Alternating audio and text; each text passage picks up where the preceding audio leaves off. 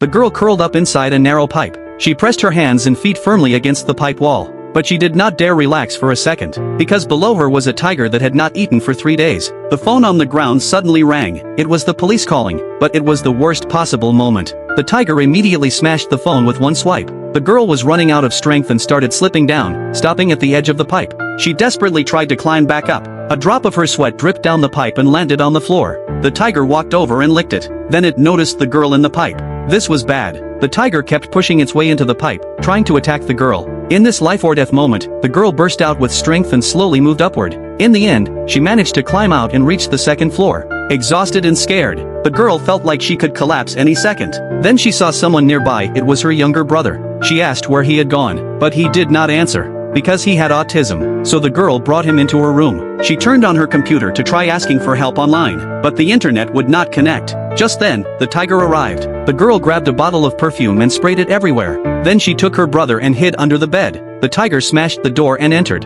Luckily, the perfume confused its sense of smell. It could not detect the siblings. The tiger stepped onto the bed. The wooden board sank, almost pressing against the girl's face. The next second, the tiger disappeared. The girl grew even more afraid and kept looking around. When she turned her head, the tiger stretched out its claws and furiously tried to crawl under the bed. It finally flipped the whole bed, trapping the siblings in a corner. But the bed also blocked the tiger for a moment. The girl reached out with difficulty, opened a nearby door, and escaped with her brother. They ran downstairs. The girl took a box of meat from the fridge, stuffed it with sleeping pills, rolled it into a meatball, and threw it on the floor. Smelling the meat, the tiger came downstairs. But just then, the brother started yelling non-stop. The girl picked him up and ran up the stairs from the other side. But the tiger ate the meatball and was completely unaffected. The girl and her brother hid inside a closet. The tiger followed their scent and approached. The girl could only pray silently. But unfortunately, the tiger still found them. They stared at each other through the closet door. The girl could even see drool dripping from the tiger's fangs. She quickly turned around and used an iron rod to smash the wall behind them. The weak wooden wall broke open soon, but the tiger was also about to break through the closet. The girl pushed her brother out first, then followed him immediately. But she was still a second too late.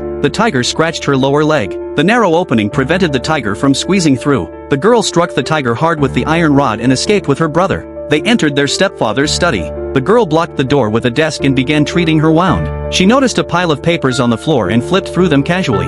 Then she suddenly found an insurance policy. The people insured were her and her brother, and the beneficiary was their stepfather.